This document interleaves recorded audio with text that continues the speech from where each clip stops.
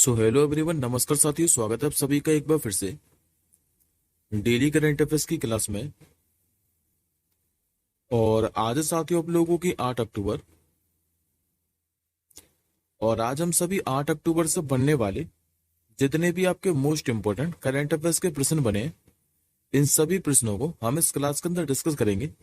यदि साथियों आप लोग इनमें से किसी भी एग्जाम की तैयारी करते हैं तो ये जो आपकी करंट अफेयर्स की क्लास है सभी प्रतियोगी परीक्षाओं के लिए अति महत्वपूर्ण रहने वाली है।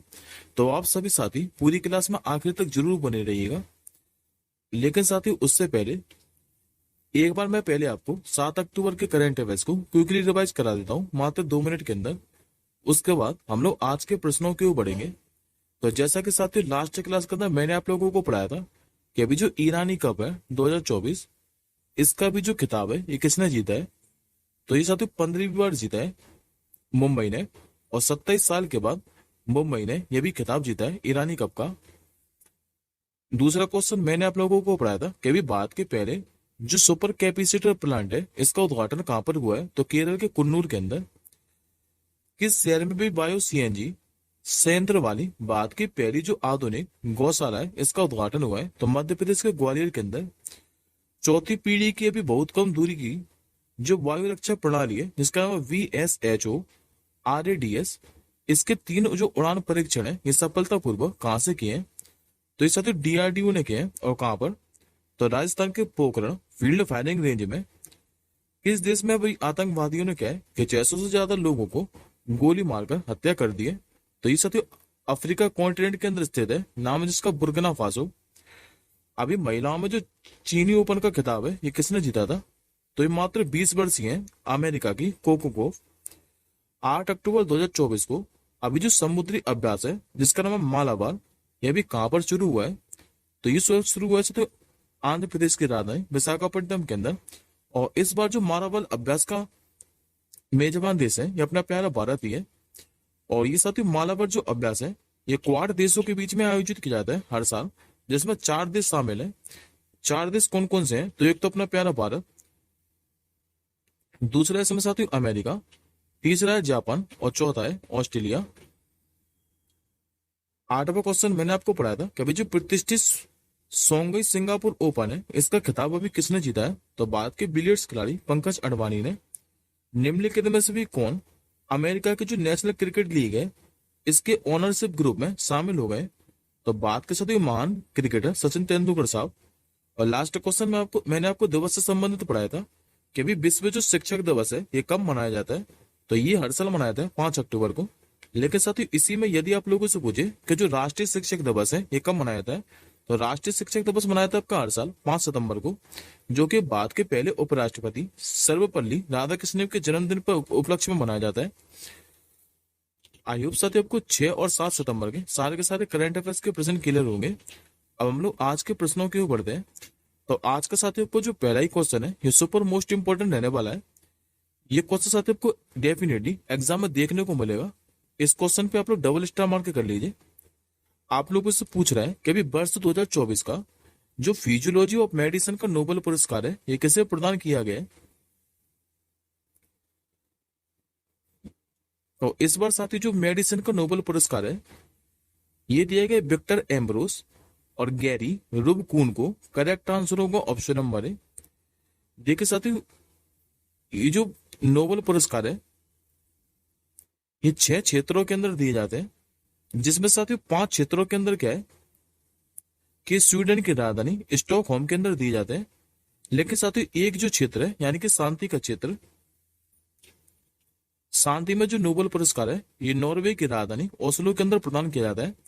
तो याद रखिएगा जो royal Swedish academy of science है इसी के द्वारा 2024 के नोबेल पुरस्कार की घोषणा की गई है। और इस बार ये जो पुरस्कार है ये 2 वैज्ञानिकों को मिला है। और दोनों वैज्ञानिकों का जो संबंध है ये अमेरिका देश से है।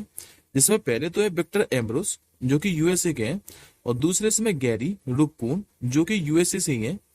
अच्छा, इन यदि आप लोगों से पूछे कि इनको जो मेडिसिन का नोबेल पुरस्कार है ये किस खोज के लिए दिया है, तो याद रखेंगे आरएनए की खोज और इसके पोस्ट ट्रांसक्रिप्शन जीन नियमन में भूमिका के लिए। अब बात करते साथ हम लोग नोबेल पुरस्कार के बारे में।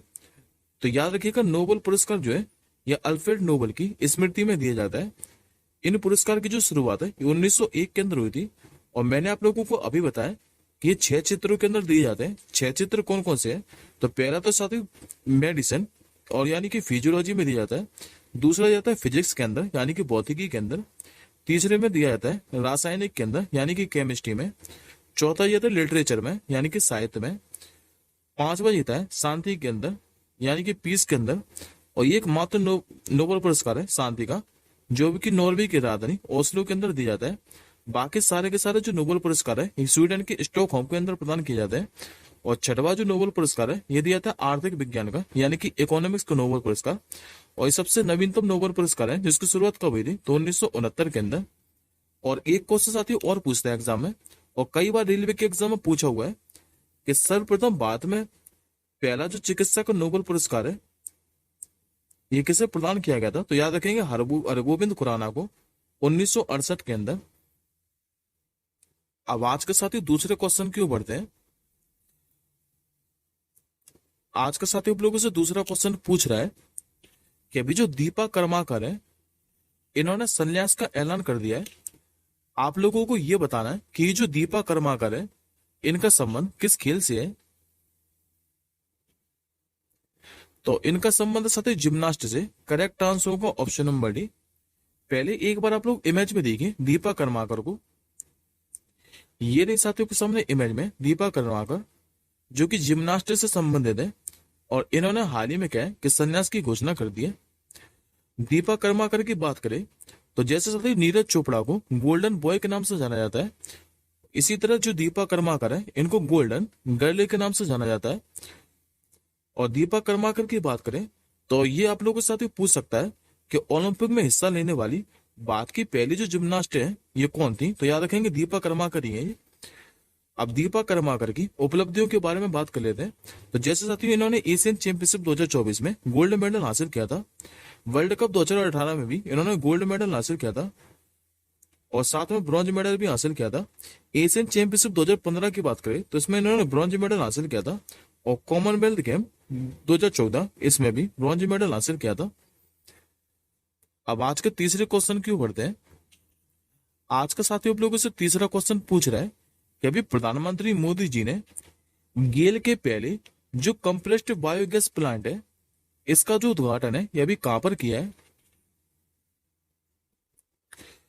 तो इसका साथी जो उद्घाटन है यह भी झारखंड की राजधानी रांची के अंदर किया है। सही आंसर होगा ऑप्शन नंबर ए। देखिए साथियों प्रधानमंत्री मोदी जी ने कहा है कि भाई जो झारखंड का रांची है यहाँ पर अभी जो भारत रत्न कंपनी है गेल इसी के पहले जो कंप्रेस्ड बायोगैस प्लांट है इसका उद्घाटन किया है। और ये साथियों जो प्लांट है ये प्रतिदिन 15 टन गाय के गोबर का संसाधित करके 5000 किलोग्राम जो है ये बायो सीएनजी का उत्पाद करेगा। अब बात करते साथियों पहले हम लोग झारखंड के बारे में। तो याद रखेंगे झारखंड का जो गठन है यह 15 नवंबर 2000 को हुआ था। राजधानी में आपको बता चुका हूं जो कि रांची। मुख्यमंत्री यहाँ के कौन है? तो हेमंत सोरेन। और अभी साथियों यहाँ के नए राज्यपाल बने थे जिनका क्या नाम था? तो संतोष कुमार गंगवार। लोकसभा की सीटों की संख्या की बात करें तो यहाँ पर 14 है।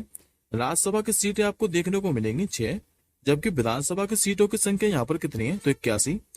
और झारखंड के साथ लोक नृत्य के बारे में बात करें तो सबसे ज्यादा जो लोक नृत्य है ये छाऊ पूछा गया है।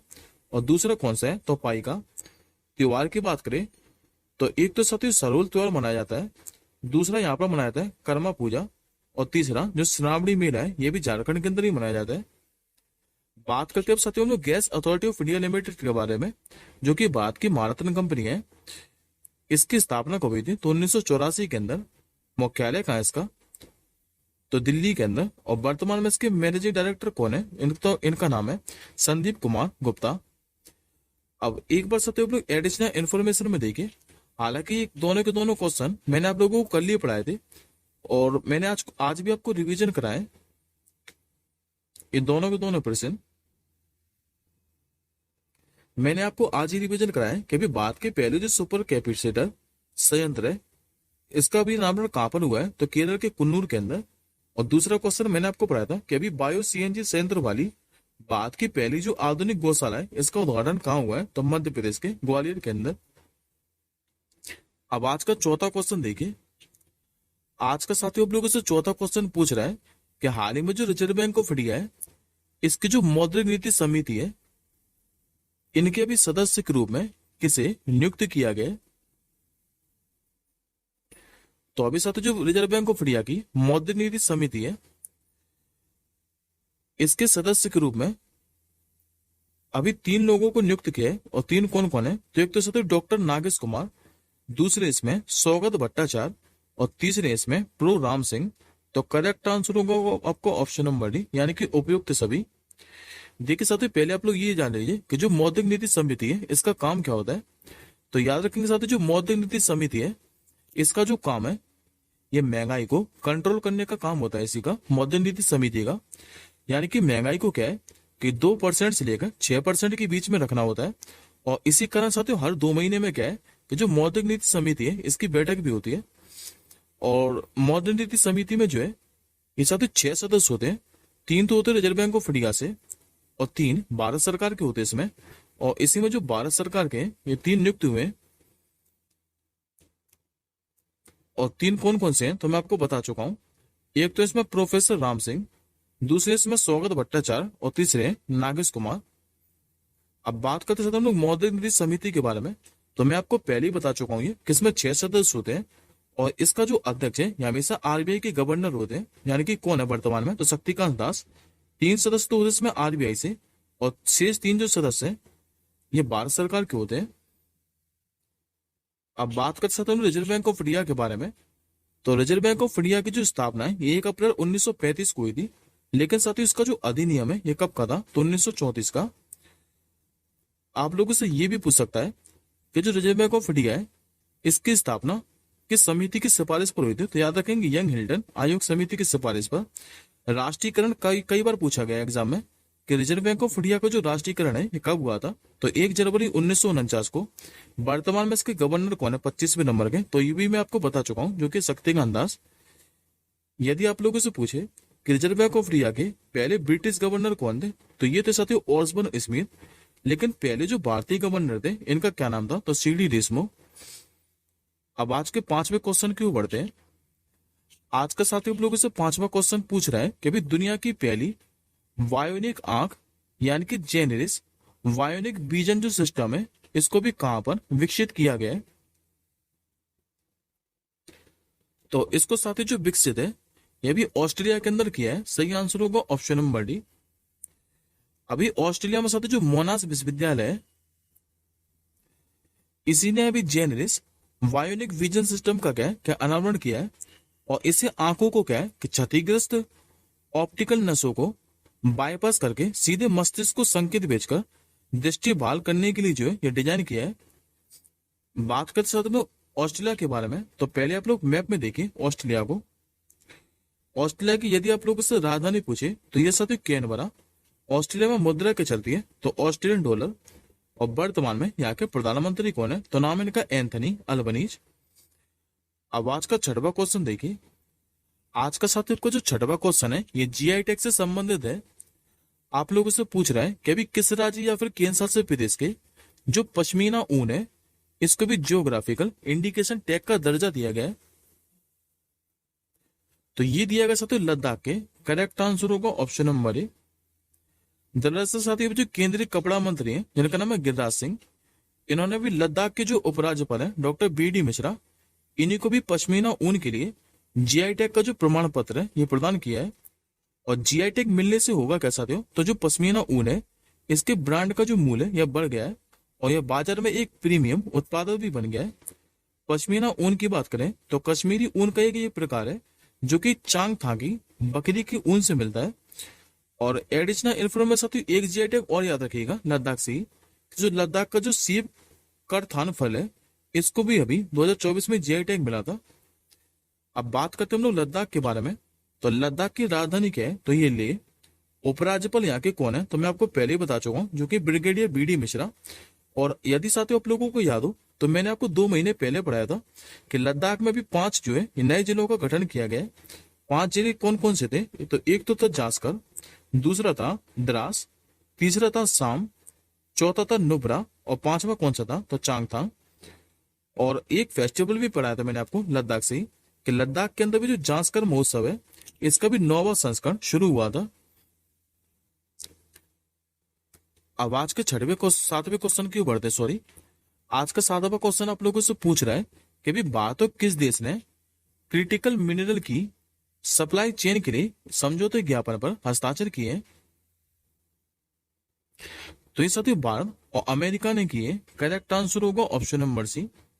दरअसल भी बात हो अमेरिका ने कहा है कि जो क्रिटिकल मिनरल है इनकी सप्लाई चेन के लिए नए समझौते ज्ञापन पर हस्ताक्षर किए हैं। और इस समझौते के तहत होगा क्या, तो बात के जो खान मंत्रालय और अमेरिका सरकार इन्हीं के बीच सहयोग को बढ़ावा दिया जाएगा। और प्रमुख जो क्रिटिकल मिनरल है ये कौन कौन से हैं, तो जैसे कि साथियों graphite, lithium, cobalt, indium, gallium, germanium आदि जो है ये क्रिटिकल मिनरल्स हैं। अब बात करते साथ हम लोग अमेरिका से संबंधित कुछ करंट अफेयर्स के प्रश्न के बारे में। तो अमेरिका के संबंधित 3 करंट अफेयर्स के प्रश्न आप लोग याद रखिएगा। ये तीनों के तीनों करंट अफेयर्स के प्रश्न मैंने आपको हाल फिलहाल के अंदर ही पढ़ाए, पिछले 2 महीने के अंदर ही। जैसे कि भी बात अमेरिका के बीच में सांस्कृतिक संपत्तियों के समझौते ज्ञापन पर भी हस्ताक्षर हुए थे। अभी सी डिफेंडर 2024 का जो आयोजन है ये भारत और किसके बीच में हुआ था, तो अमेरिका के बीच में। और अभी मैंने आपको रिसेंटली पढ़ाया कि जो विनय मोहन क्वात्रा है इनको अमेरिका में भारत का राजदूत भी बनाया गया है। अब आज का 8वां क्वेश्चन देखिए। आज का साथियों आप लोगों से 8वां क्वेश्चन पूछ रहा है कि अभी जो बंजारा विरासत संग्रहालय है इसका जो उद्घाटन है यह भी कहां पर किया गया है। तो इसका साथियों जो उद्घाटन है अभी माननीय प्रधानमंत्री मोदी जी ने किया है महाराष्ट्र के वाशिम के अंदर। करेक्ट आंसर होगा ऑप्शन नंबर डी। अभी प्रधानमंत्री मोदी जी ने कहा है कि महाराष्ट्र को जो वाशिम है यहाँ पर भी जो पोरा देवी है यहीं पर स्थित अभी बंजारा विरासत संग्रहालय का उद्घाटन किया है। ये जो साथी संग्रहालय ये बंजारा समुदाय की समृद्ध विरासत और बंजारा समुदाय के नेताओं और बंजारा आंदोलन के चिन्हों के माध्यम से उनकी विरासत को प्रदर्शित करता है। और एडिशनल इन्फॉर्मेशन में बात करें तो महाराष्ट्र सरकार से मैंने अभी आपको एक क्वेश्चन पढ़ाया था रिसेंटली, और मैंने आपको 2-3 दिन पहले ही पढ़ाया कि महाराष्ट्र सरकार ने अभी गाय को जो है ये राजमाता भी घोषित किया था। अब मैं आपको साथियों महाराष्ट्र के बारे में पढ़ा देता हूँ, तो आगे देखिए। और महाराष्ट्र से संबंधित मैं आपको कुछ करंट अफेयर्स के क्वेश्चन भी रिवाइज करा देता हूँ, हालांकि मैंने आपको पहले भी कराया है। तो पहले हम लोग महाराष्ट्र के बारे में पढ़ लेते हैं। तो मैप में देखिए आप लोग लोकेशन महाराष्ट्र की, जो कि भारत में 6 राज्यों के साथ सीमा साझा करता है। एक तो इसकी सिर्फ सीमा है ये गुजरात के साथ लगती है। दूसरी ये जो अपनी सीमा है ये बनाता है गोवा राज्य के साथ। तीसरी इसकी सीमा लगती है कर्नाटक राज्य के साथ। चौथी सीमा साझा करता है तेलंगाना राज्य के साथ। 5वीं इसकी सीमा लगती है छत्तीसगढ़ के साथ। और 6वीं ये सीमा बनाता है मध्य प्रदेश राज्य के साथ। महाराष्ट्र के गठन के बारे में बात करें तो महाराष्ट्र जो गुजरात का गठन है ये 1 मई 1960 को हुआ था। राजधानी यहाँ की मुंबई। मुख्यमंत्री यदि आप लोगों से पूछे तो ये एकनाथ शिंदे। राज्यपाल कौन है यहाँ के, तो सीपी राधाकृष्णन। लोकसभा की सीटों की संख्या पूछे तो यहाँ पर 48 है। राज्यसभा की सीटें आपको देखने को मिलेंगी 19, जबकि विधानसभा की सीटें यहाँ पर कितनी है, तो 288। और यहाँ पर साथ विधान परिषद भी है, तो विधान परिषद की सीटों की संख्या कितनी है, तो 38। और जबकि यहाँ पर जिलों की संख्या कितनी है, तो 36। बात करते हैं हम लोग महाराष्ट्र के नेशनल पार्क के बारे में। तो एक तो साथ यहाँ पर संजय गांधी राष्ट्रीय उद्यान, दूसरा है गुगामल राष्ट्रीय उद्यान, तीसरा है नवेगांव राष्ट्रीय उद्यान और चौथा है टडोबा राष्ट्रीय उद्यान। अब बात करते हैं महाराष्ट्र के लोक नृत्य के बारे में। तो एक तो यहाँ पर क्या था लावणी नोकरत, दूसरा धनगिरी गाजा, तीसरा तमाशा और चौथा कोली लोक नृत्य। अब हम लोग महाराष्ट्र से संबंधित करंट अफेयर्स के क्वेश्चनों को रिवाइज कर लेते हैं। हालांकि सारे के सारे साथियों मैंने जो क्वेश्चन है ये आपको पहले भी रिवाइज कराए। जैसे कि महाराष्ट्र ने अभी 2024 के लिए सर्वश्रेष्ठ कृषि राज्य का पुरस्कार जीता था। अभी मैंने आपको सुजाता सैनिक का नाम पढ़ाया था, जो कि महाराष्ट्र की पहली महिला मुख्य सचिव बनी थी। 27वें राष्ट्रीय युवा महोत्सव के बारे में मैंने आपको पढ़ाया था, जिसका आयोजन कहां पर किया जा रहा है, तो महाराष्ट्र के नासिक के अंदर। महाराष्ट्र पुलिस का भी नया डीजीपी बताया था मैंने आपको, जो कि कौन बनी है, तो रश्मि शुक्ला। अभी एफडीआई का जो सबसे बड़ा प्राप्तकर्ता राज्य ये कौन सा बना था, तो महाराष्ट्र। अभी राष्ट्रपति द्रौपदी मुर्मू जी ने जो विश्व शांति बुद्ध विहार है इसका उद्घाटन कहां पर किया था, तो महाराष्ट्र के अंदर ही। और जनजातीय विश्वविद्यालय स्थापित किए जाने की घोषणा कहां पर की है, तो ये भी की है महाराष्ट्र के अंदर ही। अब आज के 9वें क्वेश्चन क्यों बढ़ते हैं। अभी जो यूनाइटेड किंगडम है इसने जो चागोस द्वीप समूह है इसे किस देश को ये सौंपने पर अभी सहमत हुआ है। तो पहले तो साथ ही इस क्वेश्चन का आप लोग आंसर जान लीजिए, उसके बाद मैं इस क्वेश्चन के बारे में आपको डिटेल के अंदर पढ़ाऊंगा। तो याद रखिएगा ये सौंपने की घोषणा किसने अभी मॉरिशस को। आंसर हो जाएगा आपको ऑप्शन नंबर ए। देखिए साथ ही ये जो समझौता है ये यूके के जो अभी नए प्रधानमंत्री बने थे, नाम है जिनका कीर स्टारमर, और मॉरिशस के जो प्रधानमंत्री हैं प्रवीण जुगनौथ, इन्हीं के बीच में हुआ है। और समझौते के तहत जो यूनाइटेड किंगडम है इसने अपने अधीन जो चागोस द्वीप समूह है और डिएगो गार्सियो, इसको मॉरिशस को ये वापस दे देगा। और इस प्रकार से अफ्रीकी महाद्वीप पर जो ब्रिटिश उपनिवेशवाद है इसका भी अंत हो गया है। बात करते साथ हम लोग पहले चागोस द्वीप समूह के बारे में, उसके बाद मैं आपको मैप के माध्यम से भी दिखाऊंगा कि ये चागोस जो द्वीप समूह है ये स्थित कहाँ पर है। तो पहले तो आप लोग याद रखिएगा कि जो चागोस द्वीप समूह है ये मध्य हिंद महासागर के अंदर स्थित है। और चागोस द्वीप समूह में जो है ये लगभग छोटे मोटे 60 द्वीप है। यह मालदीव से बात करें तो लगभग 500 किलोमीटर दक्षिण में स्थित है। और इस द्वीप पर 1810 में क्या है कि जो यूनाइटेड किंगडम है इसको द्वारा कब्जा कर लिया था। लेकिन साथ ही 1968 में क्या है कि मॉरिशस को स्वतंत्रता देने से पहले यूनाइटेड किंगडम ने क्या है कि जो चागोस द्वीप समूह है इसको मॉरिशस से अलग कर दिया और इससे क्या है कि ब्रिटिश हिंद महासागर क्षेत्र बना लिया। अब बात करते हैं हम लोग चागोस द्वीप समूह के बारे में। तो पहले आप लोग साथियों मैप में देखिए, ये साथियों अपना प्यारा भारत, और भारत के आप लोग दक्षिण में देखोगे तो आपको मालदीव देखने को मिलेगा। और मालदीव से तो थोड़ा नीचे और देखोगे तो ये ब्लैक कलर से मार्क है, यही साथियों चागोस द्वीप समूह। और इसको जो है ये भी ब्रिटेन ने मॉरिशस को वापस देने की घोषणा कर दी है। अब आज का आप लोग 10वां क्वेश्चन देखें, जो कि आज का आपका आखिरी क्वेश्चन है। आप लोगों से पूछ रहा है कि जो विश्व कपास दिवस है यानी कि वर्ल्ड कॉटन डे, ये कब मनाया जाता है। तो यह दिवस साथियों प्रतिवर्ष 7 अक्टूबर को मनाया जाता है। आंसर होगा आपको ऑप्शन नंबर डी। दरअसल हर साल क्या है कि 7 अक्टूबर को वर्ल्ड कॉटन डे मनाया जाता है। और साल 2019 में क्या है जो संयुक्त राष्ट्र महासभा है इसी ने इस दिन को मनाने का प्रस्ताव पारित किया था। और साल 2024 में यह दिन पहली बार जो है ये अफ्रीका महाद्वीप में मनाया जाएगा। 2024 के लिए इसकी थीम क्या है तो कॉटन फॉर गुड, ये 2024 के लिए वर्ल्ड कॉटन डे की थीम है।